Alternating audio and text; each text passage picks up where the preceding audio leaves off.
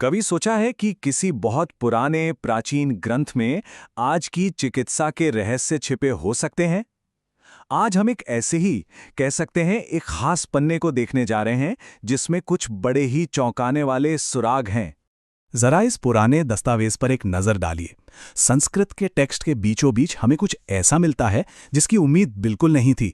अंग्रेजी में लिखे हुए शब्द पेन किलर और साइटिका। अब सवाल यह है कि ये मॉडर्न शब्द यहाँ क्या कर रहे हैं। चलिए इसी रहस्य को सुलझाते हैं। तो वो जो हाथ से लिखे हुए नोट्स थे, उन्हीं का सुराग हमें इस दस्तावेज के बिल्कुल दिल तक, यानी उसके मेन पॉइंट तक ले जाता है। अजमोदादी चूर्ण। ये एक पारंपरिक आयुर्वेदिक नुस्खा है और जैसा कि नाम से ही लगता है, ये दर्द से राहत दिलाने का दावा करता है। तो ये चूर्ण असल में करता क्या है? देखिए, जैसा कि ये दस्तावेज बताता है, इसका इस्तेमाल पारंपरिक तौर पर हर तरह के शारीरिक दर्द से निपटने के लिए किया जाता था। कह सकते हैं कि ये एक तरह का प्राचीन पेन किलर था। तो सवाल ये उठता है कि इस चमत्कारी दर्द निवारक में आखिर है क्या? चलिए अब इसके जो सीक्रेट इंग्रेडिएंट्स हैं उन पर से पर्दा उठाते हैं। ये जो नुस्खा है, ये कुल मिलाकर 13 चीजों का एक बड़ा ही शक्तिशाली मिश्रण है।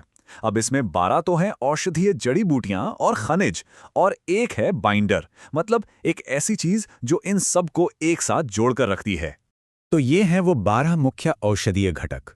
इसमें कुछ नाम तो आपको जाने पहचाने लगेंगे, जैसे कि सौंफ, काली मिर्च और सोंठ यानी सूखी अदरक।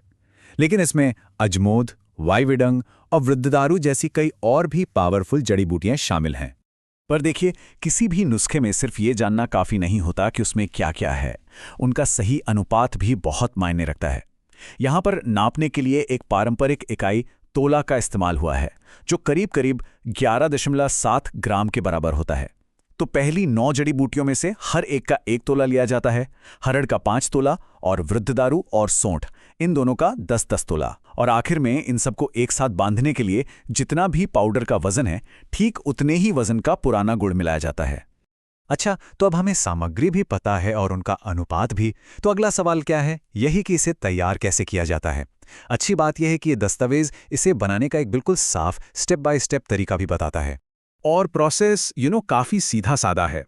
सबसे पहले जितनी भी 12 सूखी चीज़ें हैं, उन सबको एक साथ पीस कर और फिर कपड़े से छानकर एक बिल्कुल बारीक पाउडर बना लिया जाता है। फिर उस पाउडर के वज़न के बराबर ही पुराना गुड़ लेते हैं।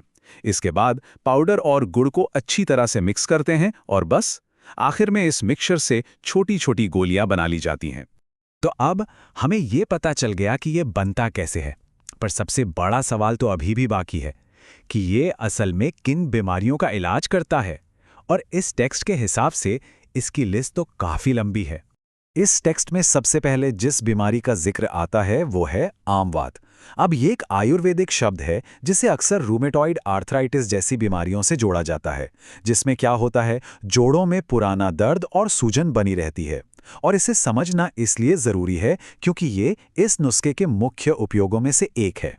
आमवात के अलावा भी इस टेक्स्ट में कहा गया है कि ये चूर्ण कई दूसरी दर्द वाली स्थितियों में भी असरदार है, जैसे कि सामान्य जोड़ों का दर्द, साइटिका, कमर का दर्द और यहाँ तक कि जांघों, उंगलियों और हाथों में होने वाला दर्द भी इसमें शामिल है। और एक और दिलचस्प बात, ये शरीर में बढ़े हुए कफ और वात दोषों को भी बैलेंस करने में मदद करता है। लेकिन इस पारंपरिक दवा को लेने का सही तरीका क्या है? चलिए अब जरा इसकी डोज और लेने के तरीके पर भी एक नज़र डाल लेते हैं। टेक्स्ट में 2 तरह से डोज बताई गई है।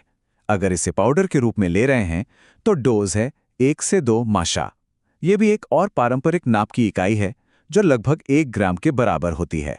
और अगर गोलियों के रूप में ले रहे हैं तो एक बार में 1 से 3 गोलियां लेने का सुझाव दिया गया है। और इसे लेना कितनी बार है? दिन में 2 से 3 बार। और दस्तावेज के मुताबिक इसे गुनगुने पानी के साथ लेना चाहिए। ये टेक्स्ट खुद ही अपने सबसे ज़रूरी मकसद को बड़े ही दमदार तरीके से बताता है। इसमें साफ साफ लिखा है, ये अजमोदादी चूर्ण आमवात के लिए एक बहुत उत्तम औषधि है। मतलब ये एक ही लाइन इसकी पूरी अहमियत बता देती है। और ये सब हमें एक बहुत बड़े सवाल पर लाकर छोड़ देता है। अजमोदादी चूर्ण जैसे प्राचीन नुस्खों की आज की जो मॉडर्न हेल्थ की बातचीत है, उसमें क्या जगह है? ये जो पुराना ज्ञान है, ये हमें अपनी सेहत के बारे में, अपनी भलाई के बारे में क्या सिखा सकता है?